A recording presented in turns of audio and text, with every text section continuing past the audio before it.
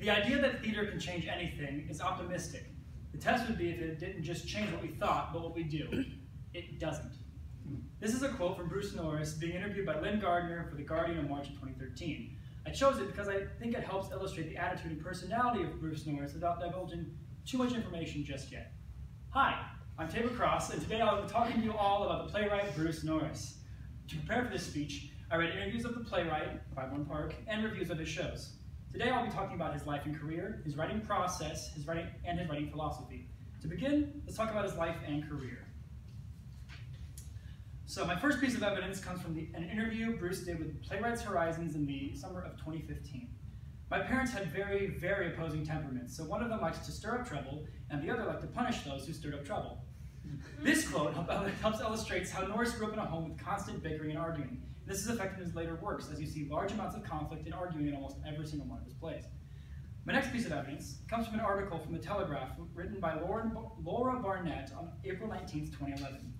He originally planned to be a set designer, but ended up acting. He played a school teacher with a speech impediment in the 1990 film The Sixth Sense, and has also appeared in several Broadway shows.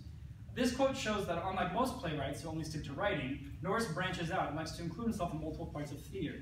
I haven't really seen many things about other playwrights being involved in works, except, Lin-Manuel Miranda, but he's Lin-Manuel Miranda. So, my last piece of evidence comes from Bruce Norris's biography page on the Steppenwolf Theater members page.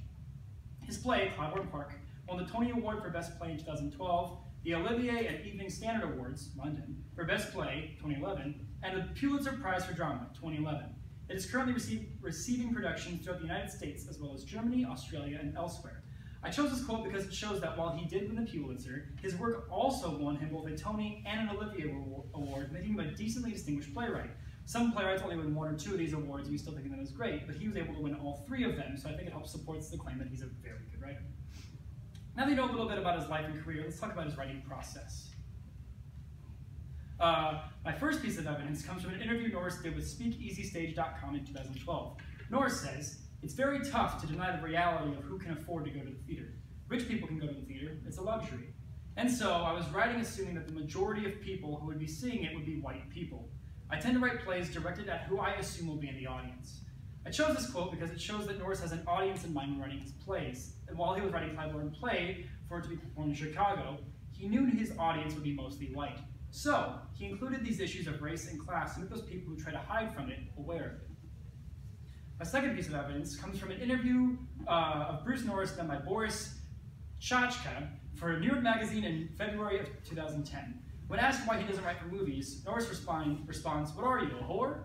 I'm a very controlling, fascistic aristocrat, and I wouldn't want someone to just wipe their ass with the script I've written."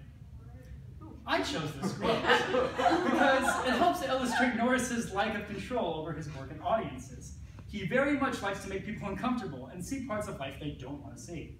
With his work, he likes to make sure it stays as close as possible to what he writes. Recently, there was a production of Clybourne Park down in Germany where Norris retracted the rights of the show to the theater because they casted a white woman as a black ensemble member. I think that speaks a lot. My last piece of evidence is taken from an interview done by Lynn Gardner for The Guardian done in March of 2013. When asked about winning the Pulitzer, Norris responds, "The best thing is that I will never again have to feel bad about not winning the Pulitzer. Never again do you have to feel like you had quite a nice life, but you just didn't get it. Of course, friends kindly pointed out that it's all downhill from now, but it's liberating. It means you can just get on with the work, the writing, and I've got a lot to do." I chose this quote because I like how it makes him seem more human. While he did win the Pulitzer, he's very much focusing on what's next. He's like, "Yeah, I won it, who cares?" Most other people would gush over how large of an honor it was to win this award, but Norris basically just says, "Oh cool, back to business."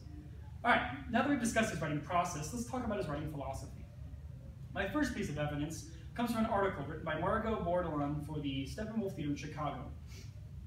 "I feel like there are people who want plays, like movies and TV, to tell them things they already know, and to confirm the beliefs about themselves that they already have. I find that kind of creepy." I chose this quote because it shows how most of Norris's works push the envelope with their subject material. Norris believes that it's important to show all sides of the world, not just the ones people want to see. The next piece of evidence comes from a New York Times review written by Ben Brantley from Norris's 2013 play Domesticated.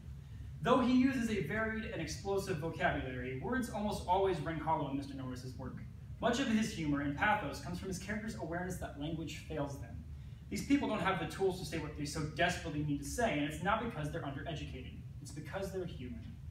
I chose this because Norris has an incredible way with words. He can make characters in a play seem as if they're human and talking to you. He's able to identify and accurately portray the faults in their characters. He wants audience members to relate to and identify with these characters, even if they don't want to. My last piece of evidence comes from an interview done with Playwrights Horizons in the summer of 2015. When asked if he writes his shows for fun, Norris responds, "That's true. It's both true that I say it, and I think it's true what I say. I mean, I think among the follies that I find most exasperating is the conviction that we in the artistic world are actually impacting the world in some profound or meaningful way." I chose this quote because I found it hilarious. Most artists will tell you that they're writing to portray a message or to talk about a subject they're passionate about. Norris does it because he just wants to, and I find that really remarkable. So, now that we've discussed his writing philosophy, let's move on to our conclusion. My purpose today was to inform you about the playwright Bruce Norris. Today we talked about his life and career, his writing process, and his writing philosophy. The main thing that I'd like you to take away from this is that Bruce Norris is a playwright who isn't afraid to push the envelope or make his audience uncomfortable. He thinks the best way for audiences to have to deal with something is if you put it in front of them and say, "Watch." My last thing I'd like to leave you with today is a quote. I chose this quote because I think it sums up Norris's entire personality and career in one swift breeze. "I hate those political writers who write position plays just to reinforce all the prejudices of the audiences. Those plays are like children's stories saying, 'Here's a good way to be.' So why does he write his drama? His reply is deadpan. I'm an exhibitionist." Thank you.